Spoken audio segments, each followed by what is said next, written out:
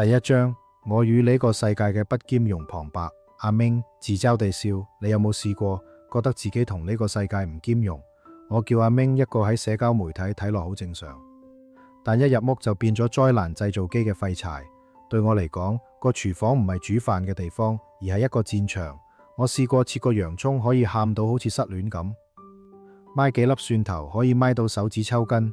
最慘係上次我想煮餐好嘅俾女朋友食，結果啲魚黏晒喺拉筆底，成條魚破皮破到好似經歷過戰爭咁，陣魚腥味浸滿成個屋企。女朋友望住我個樣，眼神入面只有一個字：絕望。背景音寂靜，然後是一聲沉重嘅鐘聲當。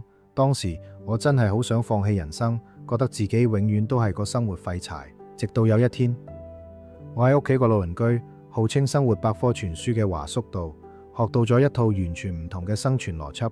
華叔話我聽傻仔，生活唔係要硬碰硬，而係要揾巧勁。第二章，廚房裏的化學戰爭旁白。阿明，華叔教我嘅第一招就係對付我最憎嘅蒜頭。佢話唔使傻乜啦，佢叫我將啲蒜頭掉入個密封罐度，然後瘋狂搖15秒。當時我以為佢裂咗，點知一開蓋，啲皮居然全部自動脫落晒。嗰一刻，我感受到一種前所未有嘅暴力美學。原來乜蒜可以咁解音效。快速切菜聲剔剔剔，然後係洋蔥。華叔話只要將佢冷藏30分鐘，低溫會鎖住啲令你流淚嘅化學物質。我試咗真係唔使喊，而家我切洋蔥嘅樣型到好似主廚咁，甚至連乜蝦。佢教我喺背脊剪一刀，輕輕一推，成個殼就滑走晒，肉質完整，絲滑到爆燈。之後華叔就將我帶入咗一個食材保鮮嘅新世界。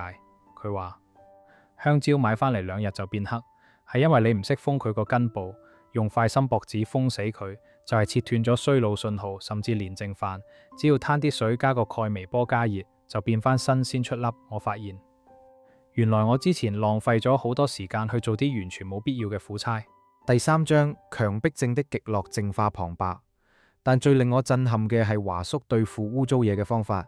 你想象下個抽油煙機嗰啲油垢厚到好似塊牆咁，我以前洗到想喊。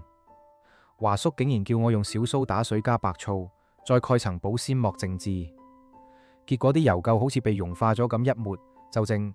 嗰種絲滑嘅清潔感，真係令我呢個潛在嘅強迫症極度舒適。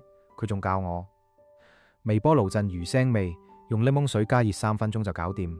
電水舊底部啲水垢，用白醋煮一煮就消失晒，唔使辛苦刷。底量魚鏡，甚至連洗水果，加少少小蘇打水浸10分鐘，就分解晒濃殘。我開始意識到生活入面好多看似絕望嘅污糟嘢，其實只要揾到對嘅往事，全部都可以秒速解決。最正係夏天嗰招，用濕紙巾裹住個飲料樽，掉入冷凍庫，濕5分鐘就冰透。當我第一次飲到嗰杯極速冰飲嗰陣，我覺得自己唔再係廢柴，我係掌握咗生活 cheat code 嘅大神。第4章，覺醒與新生旁白。阿明，1個月之後我決定再次挑戰。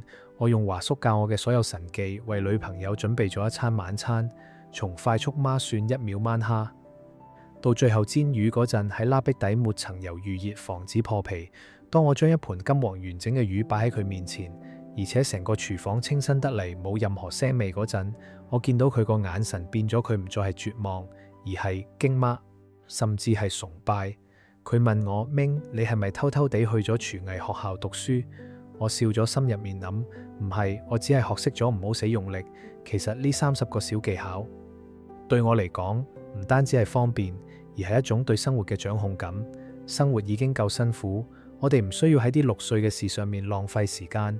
只要你肯停低，揾個巧勁，你會發現原來生活可以咁簡單，咁舒服。